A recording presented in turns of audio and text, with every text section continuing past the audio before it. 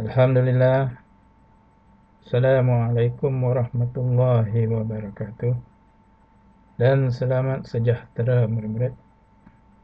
Semoga kamu semua berada di dalam keadaan sehat hendaknya ya.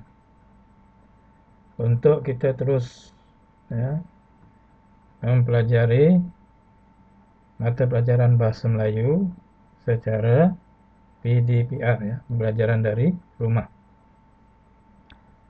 Baik murid-murid, kemahiran dalam pembelajaran hari ini ialah mendengar dan bertutur, yaitu di bawah tajuk dengan tajuk rajin dan usaha tangga kejayaan. Jadi kalau kita rajin dan sentiasa berusaha, kita akan menuju kejayaan dalam apa juga perkara.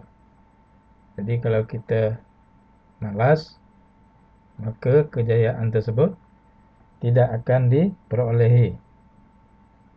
Sama juga sewaktu kita belajar ya, tidak kiralah secara bersemuka ataupun dari rumah.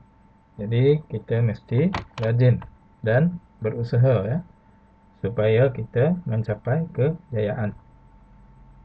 Ya, murid-murid. Jadi untuk tajuk hari ini ya, sila rujuk buku teks bahasa Melayu jilid 2 jilid 2 muka surat 55. Muka surat 55, iaitu dengan tema dia ialah rajin dan usaha tangga kejayaan, seperti yang cikgu terangkan tadi. Unit 21. Okey, kemahiran dia ialah mendengar dan bertutur. Okey, tajuk kecil dia ialah tokoh penternakan. Ya, tokoh penternakan. Ya. Jadi kita lihat apakah isi ataupun perbualan di antara Hasan dan juga Alice tentang seorang tokoh. Ya, tokoh ni maksud dia orang yang telah berjaya, tokoh penternakan, ya, membela sesuatu lah. Okey, sebelum itu kita lihat dulu ya dalam gambar ini. Ya, inilah yang tokoh penternakan tersebut. Ya, dianya menternak ayam. Ya, ayam organik. Ya, ayam organik. Okey, dalam kotak biru ini ya diberikan beberapa maklumat ya untuk dijadikan panduan perbualan di antara Hasan dan juga Alice. Okey. Yang pertama, sebab menternak. Kenapa tokoh ni ya? Tokoh ni nama dia Dr. Muhammad Zainul.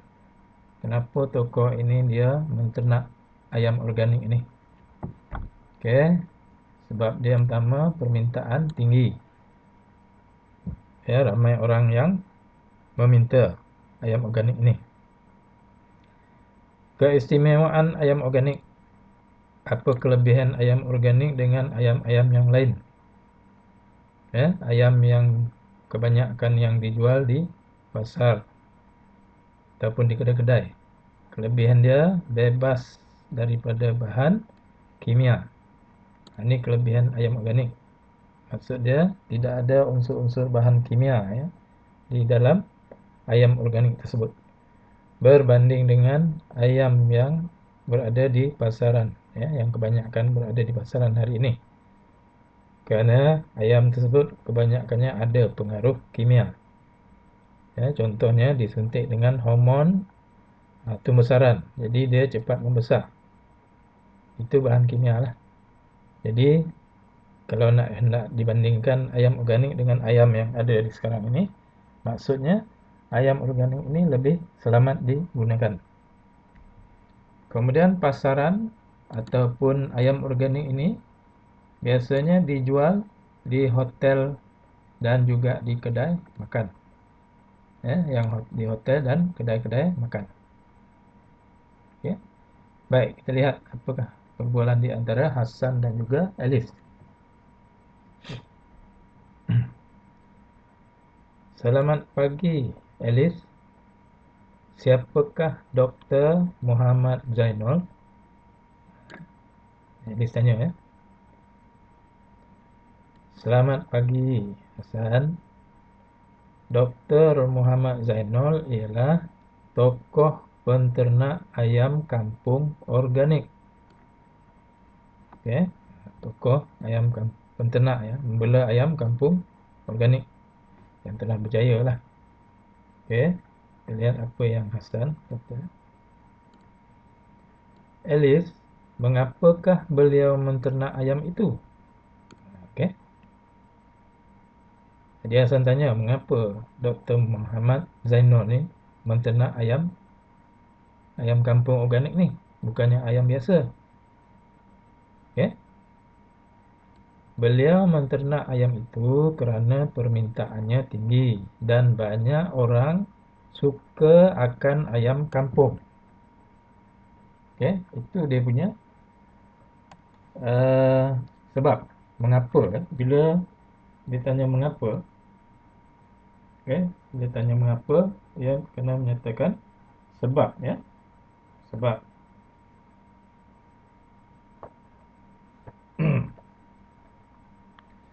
Jadi pertanyaan Hasan ini tadi dijawab oleh Elif berdasarkan maklumat yang diberi di atas ini.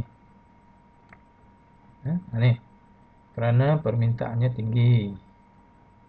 Ya, kerana permintaannya tinggi. Dan banyak orang suka akan ayam kampung. Ya, sudah tentulah bila permintaannya banyak ataupun tinggi, sudah tentulah ramai orang yang suka akan ayam ini. Okey. Okey, Hasan tanya lagi. Apakah keistimewaan ayam kampung organik? Jadi maklumat ini telah ada di sini. Apa keistimewaan ayam kampung organik? Jadi Elif boleh jawab di sini. Ayam tersebut bebas daripada bahan kimia. Ini ya. Okey. Jadi Elif jawab ayam tersebut bebas daripada bahan kimia. Ataupun Elif boleh jawab ayam kampung organik ini bebas daripada bahan kimia. Okey. Dan Hasan tanya lagi. Oh, begitu. Oh, begitu, Elif. Kemanakah ayam itu dipasarkan? Pun ada dinyatakan dalam maklumat di atas. Ni. Okey. Okey, jadi Elif boleh jawab ayam itu dipasarkan di hotel dan kedai-kedai makan. Ataupun ayam itu dipasarkan ke hotel dan ke kedai makan. Ya. Kemudian Hasan tanya lagi adakah ayam kampung organik ini baik untuk kesihatan? Mengapa? Okey. Jadi di sini tidak ada maklumat yang diberikan. Ini kamu kena fikir sendiri. Mengapa ayam kampung organik ini baik untuk kesihatan?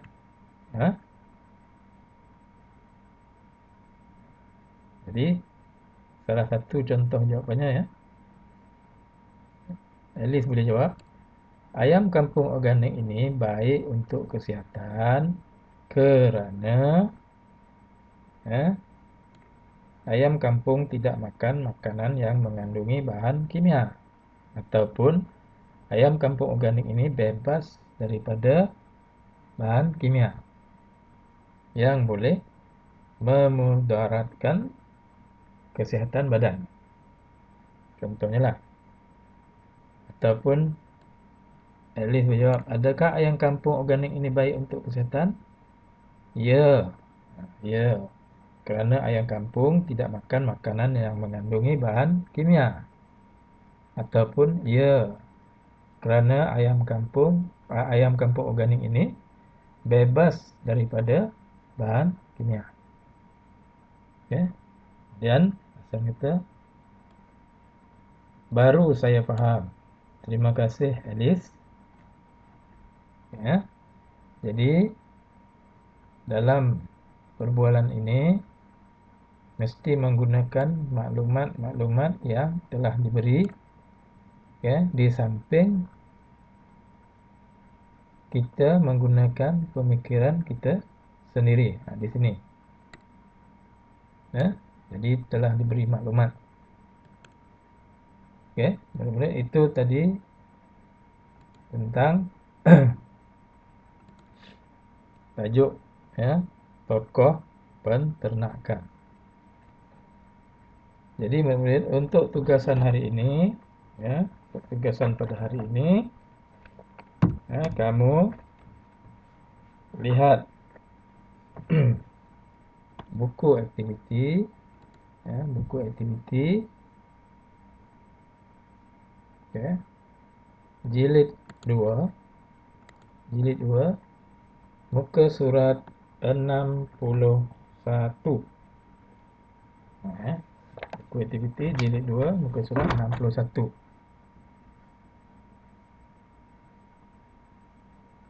Okey.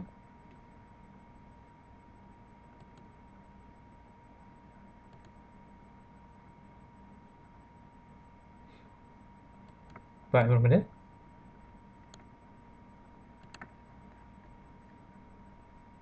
Okey, dalam muka surat 61 tu kita lihat, ya, rajin dan usaha tangga kejayaan. Okey, lengkapkan teks, kemudian lakukan simulasi. Ini tak perlu, lengkapkan teks saja. Sebab lakukan simulasi ini kalau kita berada di dalam kelas. Okey, tajuk dia ialah kolam kanvas ikan puyuh datuk. Kolam kanvas ikan puyuh datuk. Okey. Kanvas ni ialah tu yang macam kemah. Yang macam kemah tu. Yang kalis air, maksud dia air tak tembus. Okey. Baik, kita lihat di sana, ya. Gambar nombor 1, maklumatnya berdasarkan gambar, ya. Okey. Datuk ni perbualan di antara Rizan dengan Osman. Okay. Jadi gambar nombor 1, Datuk Osman, ya, Datuk kepada Osman, ya, sedang memasang kanvas untuk membuat kolam, ya, untuk buat kolam ikan puyuh. Okay. Ini gambar nombor 2, ya, nombor 2, gambar ikan puyuh. Okay. Ikan puyuh. Dan ini dirawat, ikan puyuh yang dirawat. Gambar yang ketiga, aktiviti menjual ikan puyuh. Okey, menjual ikan puyuh. Jadi kita lihat perbualan di antara Rizan dan juga Osman.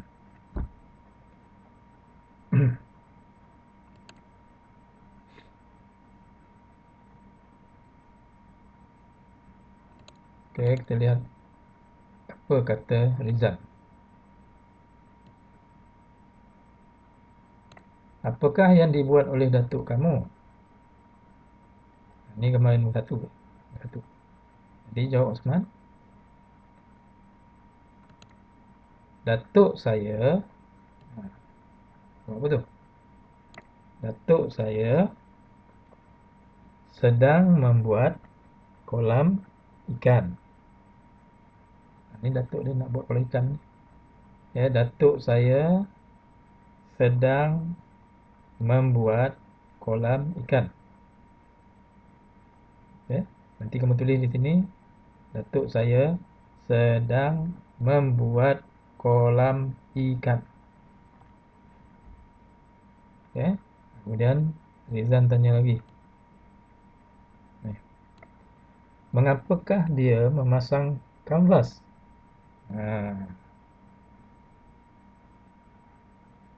Okay. Jadi dia memasang kanvas kerana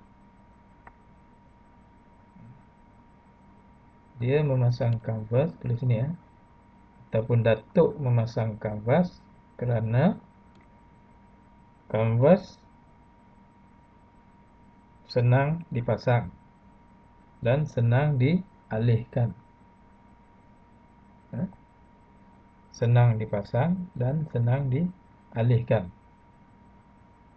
Ya, diangkat sana sinilah, dialihkan. Cikgu ulang semula. Ya. Dia memasang kanvas kerana senang dipasang dan senang dialihkan. Contoh jawapan yang boleh kamu berikan. Ataupun kamu ada jawapan lain yang lebih baik, kamu boleh tulis. Asalkan ianya bertepatan dengan gambar dan juga kehendak soalan ini. Ya. Contohnya, dia memasang kanvas ataupun Datuk memasang kanvas supaya air tidak keluar daripada kolam tersebut. Sebab kanvas ini bersifat kalis air. Dia tidak tembus air lah. Selain daripada ianya senang dipasang dan juga mudah dialihkan, ianya juga tidak tembus air ya. Okey. Kemudian, apakah ikan yang dipelihara oleh datuk kamu? Ini kat atas ni dah beritahu ya. Ni.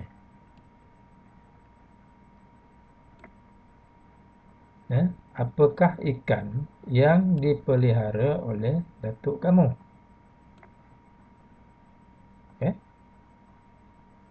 Jadi apa jawapan Osman?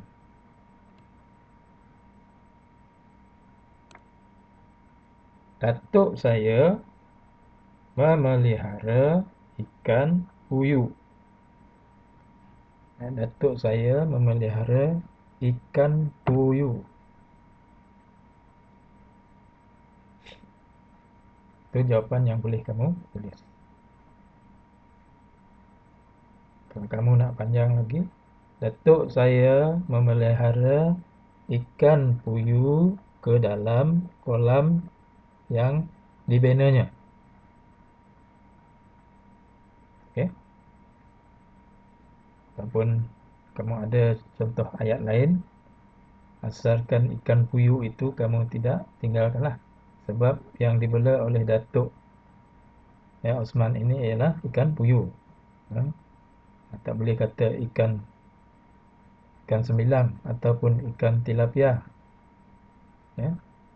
Okey. Kita lihat pula pertanyaan Rizan yang terakhir. Ikan itu dijual kepada siapa? Okey, ni gambar yang ketiga ni. Dijual kepada siapa? Yang datang mengambil hasil ternakan ini, kita namakan dia peraih. Jadi sebelum ni cikgu ada terangkan kan apa maksud peraih. Peraih. P-E-R-A-I-S-E. Peraih. Peraih ni maksud dia orang yang datang membeli. Kalau di sini ikan puyuh tu lah. Ataupun orang tengah. Orang tengah yang datang membeli ikan Datuk Osman tadi. Jadi daripada orang tengah ni mungkin ada kedai runcit ambil daripada dia pula. Itu peraih orang yang datang membeli. Jadi di sini kamu boleh jawab ikan itu dijual kepada siapa? Ikan puyuh itu dijual kepada peraih yang datang. Contohnya, adapun ikan puyuh itu dijual kepada peraih-peraih yang datang ke sini. Ya, itu contoh jawapan yang boleh kamu buat ya. Jadi cikgu harap kamu faham bagaimana untuk melengkapkan teks ya di bawah ini ya, perbualan di antara Rizan dan juga Usman. Ya, jangan lupa untuk membuat tugasan ini ya. Buat dalam buku aktiviti jilid 2 muka surat 61. Ya. Jadi cikgu rasa murid-murid untuk hari ini setakat ini saja pembelajaran kita dan harap kamu dapat melaksanakan tugasan yang cikgu beri ya. Sekian, terima kasih. Assalamualaikum warahmatullahi wabarakatuh. Dan selamat maju jaya.